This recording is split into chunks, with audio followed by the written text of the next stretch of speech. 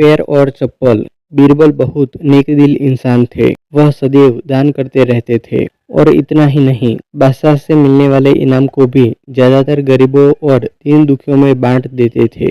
परंतु इसके बावजूद भी उनके पास धन की कोई कमी न थी। दान देने के साथ साथ बीरबल इस बात से भी चौकन्ने रहते थे कि कपटी व्यक्ति उन्हें अपनी दीनता दिखाकर ठग न ले। ऐसे ही अकबर बादशाह ने दरबारियों के साथ मिलकर एक योजना बनाई कि देखे कि सच्चे दीन दुखियों की पहचान बीरबल को हो पाती है या नहीं। बादशाह ने अपने एक सैनिक को वेश बदलवाकर दीनहीन अवस्था में बीरबल के पास भेजा कि अगर वह आर्थिक सहायता के रूप में बीरबल से कुछ ले आएगा तो अकबर की ओर से उसे इनाम मिलेगा। एक दिन जब बीरबल पूजा पाठ करके मंदिर से आ रहे थे तो भेष बदले हुए सैनिक ने बीरबल के सामने आकर कहा, हुजूर दीवान, मैं और मेरे 8 छोटे बच्चे हैं जो 8 दिनों से भूखे हैं। भगवान का कहना है कि भूखों को खाना खिलाना बहुत पुण्य का कार्य है। मुझे आशा है कि आप मुझे कुछ दान देकर अवश्य ही पुण्य कमाएंगे। बीरबल ने उस आदमी को सिर से पांव तक देखा और एक क्षण में ही पहचान लिया कि वह ऐसा नहीं है जैसा वह दिखावा कर रहा है। बीरबल मन ही मन मुस्कुराए और बिना कुछ बोले ही उस रास्ते पर चल पड़े जहां से होकर एक नदी पार करनी पड़ती थी। वह व्यक्ति भी बीरबल के पीछे पीछे चलता रहा। बीरबल ने नदी पार करने के लिए जूती उतारकर हाथ में ले ली। उस व्यक्ति ने भी अपने पैर की फटी पुरानी जूती हाथ में लेने का प्रयास किया। बीरबल नदी पार कर कंकरीले मार्ग आते ही 2-4 कदम चलने के बाद ही जूती पहन लेता। बीरबल यह बात भी गौर कर चुके थे कि नदी पार करते समय उसका पैर धुलने के कारण वह व्यक्ति और भी साफ सुथरा, चिकना, मुलायम गोरी चमड़ी का दिखने लगा था। इसलिए वह मुलायम पैरों से कंकरीले मार्ग पर नहीं चल सकता था। दीवान जी, दीनहीन की पुकार आपने सुनी नहीं, पीछे आ रहे व्यक्ति ने कहा। बीरबल बोले, जो मुझे पापी बनाए मैं उसकी पुकार कैसे सुन सकता हूँ। क्या कहा? क्या आप मेरी सहायता करके पापी बन जाएंगे? हाँ, वह इसलिए कि शास्त्रों में लिखा है कि बच्चे का जन्म होने से पहले ही भगवान उसके भोजन का प्रबंध करते हुए उसकी माँ के स्तनों में दूध दे देता है, उसके लिए भोजन की व्यवस्था भी कर देता है। यह भी कहा जाता है कि भगवान इंसान को भूखा उठाता है पर भूखा सुलाता नहीं है।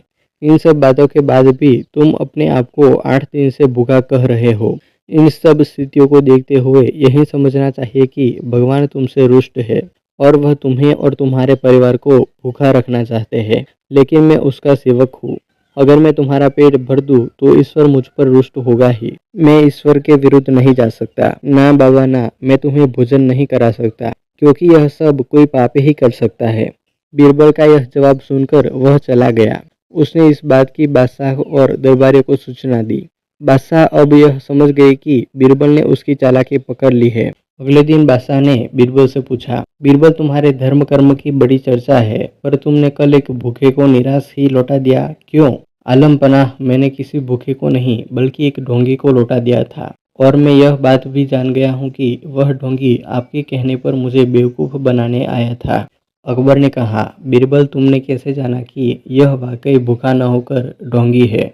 उसके पैरों और पैरों की चप्पल देखकर यह सच है कि उसने अच्छा वेश बनाया था, मगर उसके पैरों की चप्पल कीमती थी।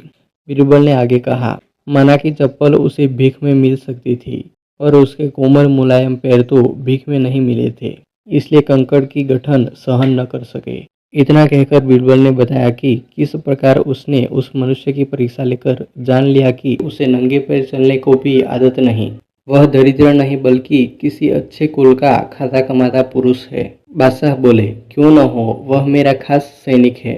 फिर बहुत प्रसन्न होकर बोले, सचमुच बीरबल, तुमसे बहुत खुश हुए। तुम्हें धोखा देना आसान काम नहीं है। बादशाह के साथ साजिश में शामिल हुए सभी दरबारियों के चेहरे बुझ गए। बादशाह की पहेलियाँ। बादशाह अकबर को पहेली सुनाने और सुनने का काफ़ी शौक था। कहने का मतलब यह है कि पक्के पहेलीबाज थे। वे दूसरों से पहेली सुनते और समय समय पर अपनी पहेली भी लोगों को सुनाया करते थे। एक दिन अकबर ने बीरबल को एक नई पहेली सुनाई।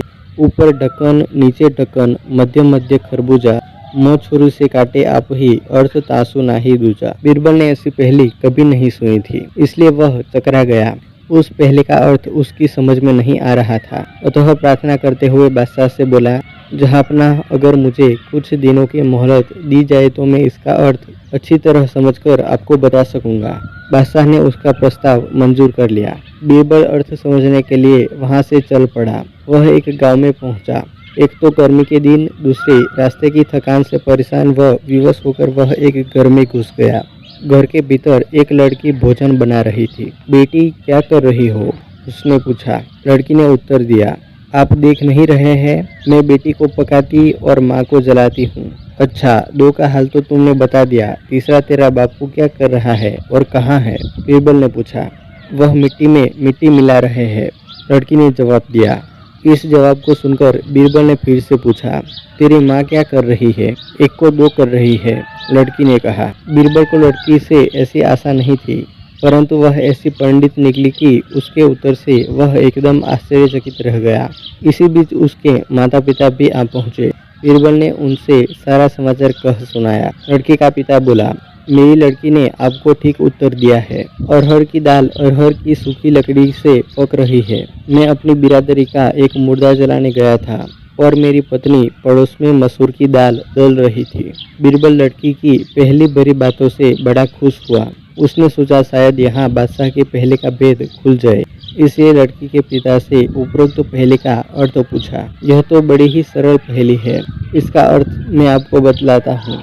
धरती और आकाश दो ढक्कन है, उनके अंदर निवास करने वाला मनुष्य खरबूजा है। वह उसी प्रकार मृत्यु आने पर मर जाता है जैसे गर्मी से मोम पिघल जाती है, उस किसान ने कहा। बीरबल उसकी ऐसी बुद्धिमानी देखकर बड़ा प्रसन्न हुआ और उसे पुरस्कार देकर दिल्ली के लिए प्रस्थान किया। वहां पहुंचकर बीरबल ने सभी के सामने बादशाह की पहेली का अर्थ बताया। बादशाह ने प्रसन्न होकर बीरबल को ढेर सारे इनाम दिए। तानसेन और बीरबल में किसी बात को लेकर विवाद हो गया। दोनों ही अपनी अपनी बात पर अटल थे। हल निकालता न दिख दोनों बादशाह की शरण में गए। बादशाह अकबर को अपने दोनों रत्न प्रिय थे। वे किसी को भी नाराज नहीं करना चाहते थे, अतः उन्होंने स्वयं फैसला न देकर किसी और से फैसला कराने की सलाह दी। हुजूर, जब आपने किसी और से फैसला कराने को कहा है तो यह भी बता दे कि हम किस गणमान्य व्यक्ति से अपना फैसला करवाए? बीरबल ने पूछा। तुम लोग महाराणा प्रताप से मिलो, मुझे यकीन है कि वे इस मामले में तुम्हारी मदद जरूर करेंगे, बादशाह अकबर ने जवाब दिया। अकबर की सलाह पर तानसेन और बीरबल महाराणा प्रताप से मिले और अपना अपना पक्ष रखा। दोनों की बातें सुनकर महाराणा प्रताप कुछ सोचने लगे। तभी तानसेन ने मधुर रागिनी सुनानी शुरू कर दी। महाराणा मदहोश होने लगे। जब बीरबल ने देखा कि तानसेन अपनी रागिनी से महाराणा को अपने पक्ष में कर रहा है तो उससे रहा न गया। तुरंत बोला, महाराणा जी, अब मैं आपको एक सच्ची बात बताने जा रहा हूँ। जब हम दोनों आपके पास आ रहे थे तो मैंने पुष्कर जी में जाकर प्रार्थना की थी कि मेरा पक्ष सही होगा तो 100 गाय दान करूंगा, और मियाँ तानसेन जी ने प्रार्थना कर यह मन्नत मांगी कि यदि वह सही होंगे तो 100 गायों की कुर्बानी देंगे। महाराणा जी, अब 100 गायों की जिंदगी आपके हाथों में है। बीरबल की यह बात सुनकर महाराणा चौंक गए। भला एक हिंदू शासक होकर गौ हत्या के बारे में सोच कैसे सकते थे? उन्होंने तुरंत बीरबल के पक्ष को सही बताया। जब बादशाह अकबर को यह बात पता चली तो वह बहुत हंसे।